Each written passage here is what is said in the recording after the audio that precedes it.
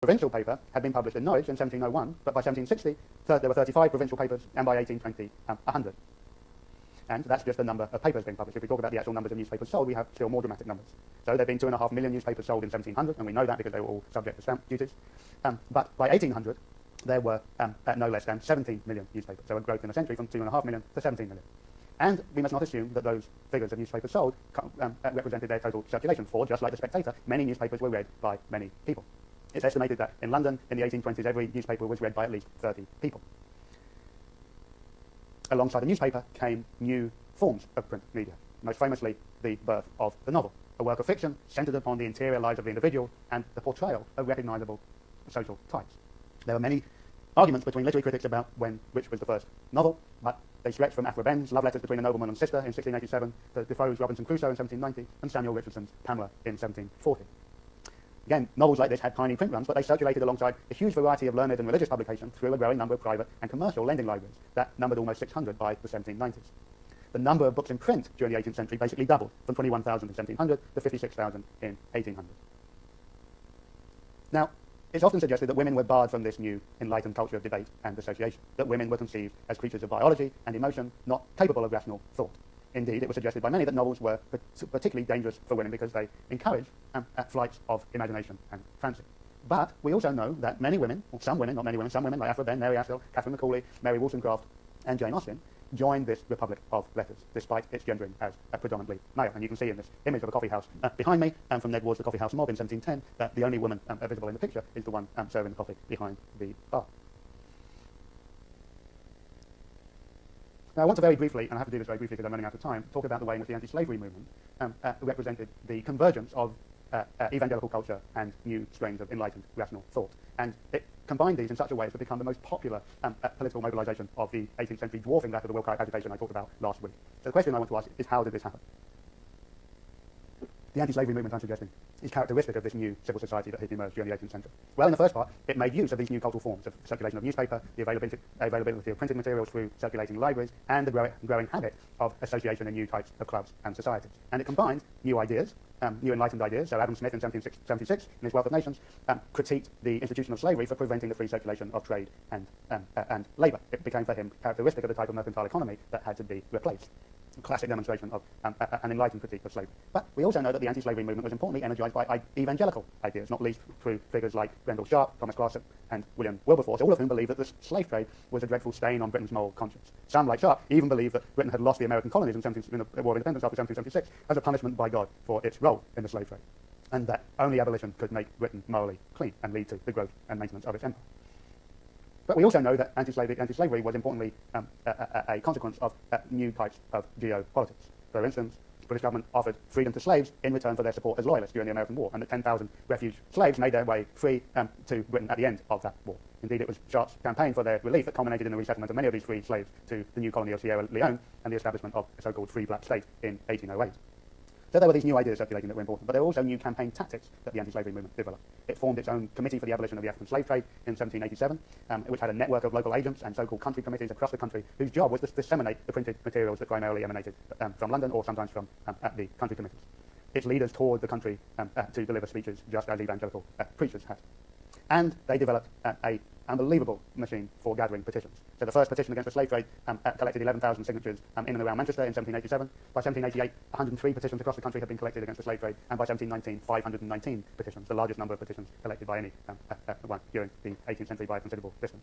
And finally, the slave trade also developed a new campaign techniques through the sugar boycott. In 1791 to 1792, it's reputed that the sugar boycott, the boycott of slave-produced sugar, was supported by some 300,000 consumers, and this provided many women a key role in the anti-slave trade movement. Another part of their new campaigning tactics was the development of new types of publicity. And the two most famous examples here, which I'm going to briefly gesture to because I don't have time to fully go into, was the medallion, Am I Not a Man and a Brother, produced by Thomas Clarkson's friend, Josiah Wedgwood of the Lunar Club, which became hugely popular both in Britain and the United States. Similarly, the use of the publication of Equiano's interesting narrative, which you have as one of your readings for this week, in 1789, was the first attempt to provide slaves with a voice and a personality, and became hugely influential and across the movement.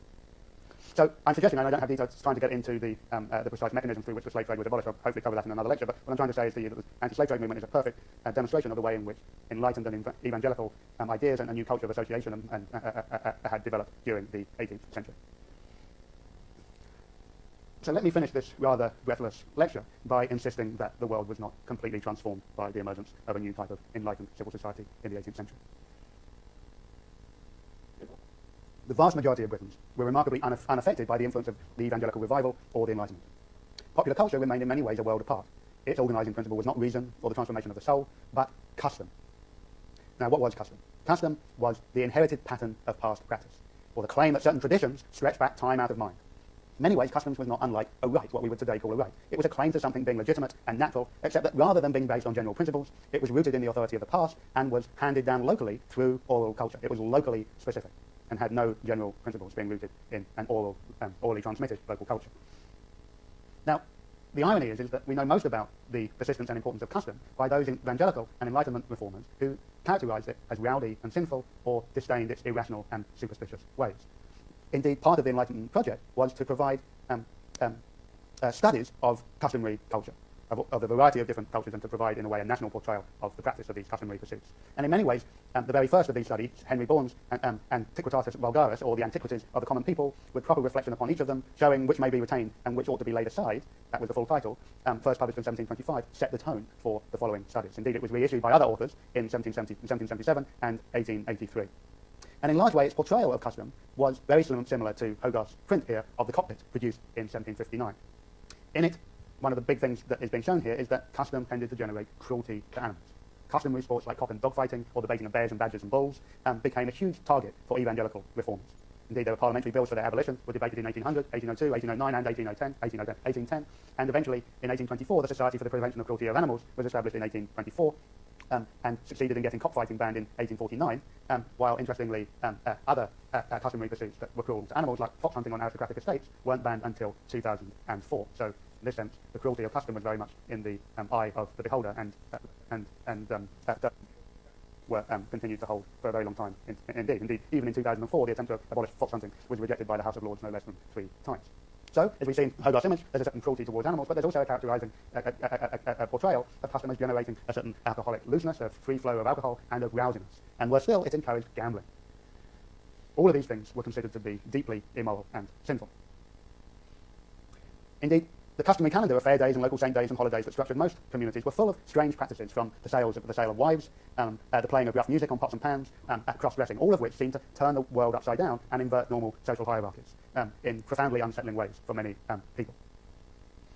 Now, the lack of respect and morality of these vulgar customs were explained by Enlightenment and evangelical writers as survivals of an almost pagan or pre-Reformation Catholic past, remnants of an earlier point of civilization. But it's important to emphasize that despite this reforming effort, despite the reforming zeal of these reformers, the old customary world did not disappear. And one important illustration of this is the way in which magic continued to play a really important life for many people, and became, indeed, in some ways, re-energized by new forms of print, not new forms, but the proliferation of print media. Magic and superstition was not a casualty of the Reformation and the Enlightenment. This was the big argument of Keith Thomas's famous book, Religion and the Decline of Magic. Indeed, magic and superstition continued to flourish. Astrology and supernatural thought, in particular, remained powerfully important. And you can see this in the publication and proliferation of almanacs. Almanacs, which organized the calendar year around customary holidays, also provided astrological charts and prophecies that would help people decide when was the best time to plant their crops or to harvest their crops and so forth. Almanacs were the most popular form of printed publication in the 18th century, and more so than the Bible. 400,000 were sold every year by 1700, and neither did their popularity diminish during the 18th century. Indeed, by 1834, one of the most popular of the almanacs, Old Maud's almanacs, sold 517,000 copies alone in 1834, when it was estimated that the total sales of almanacs exceeded 1.4 million in total. So, custom is both a point in which a testing point for the limits of evangelical and Enlightenment thought, and yet is reanimated by the new forms of the proliferation of new types of print media that developed in the 18th century. So let me conclude.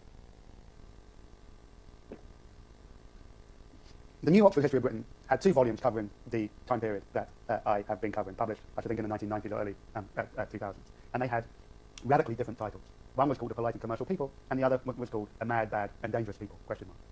And in a sense, this is the conundrum that I've been trying to explain to you today. How is it that we can make sense of, on the one hand, an intransient ancient regime founded upon the archaic authority of the monarchy, the church, and the aristocracy, and this precociously modern country that was supposedly the basis of a new, increasingly plural and enlightened civil society? What I've been trying to suggest to you today that this is a false dichotomy. We don't have to decide whether Britons were polite and commercial or mad, bad, and dangerous. They could be and were both at the same time. Because the socially entrenched nature of the ancient regime and the various exclusions it embedded helped generate new forms of association and sociability, as well as an enlightened critique of its monopolies of power and authority. And those critiques came from two sources, from the reason and from the soul. So I haven't been suggesting a straightforward account here of the forward march of Enlightenment thought. I've been trying to suggest to you also that religion, as much as reason, was the midwife of civil society and the development of this new type of civil society. And we saw that, I hope, most clearly in the emergence of moral reform movements. But I've also been trying to show that the development of this new enlightened civil society was not straightforwardly a type of emancipation from the ancient regime, but also provided Britons with new conventions of behaviour and forms of rule. And we saw this, I hope, in the example of custom, which was increasingly portrayed as an immoral and irrational series of ways of organising and thinking about the world, and yet which was in many ways reanimated by its attack as being no longer rational or moral. And lastly, I've been trying to suggest to you that we should not think that the emergence of a new type of civil society in the 18th century simply displaced the ancient regime that it challenged. Instead, this new type of civil society became enmeshed in many ways with the ancient regime, an ancient regime that at the end of the 18th century remained no less entrenched than it had been in the early 19th century. But in many ways, the civil society grew on top of it and was propagated by it. Now, in our next lecture next week, we'll look at another reason why the ancient regime remained powerfully entrenched at the end of the 18th and the beginning of the 19th century, in the story of the new forms of economic transformations that occurred in the 18th century and culminated with the Industrial Revolution. Okay, thank you very much, and see you then.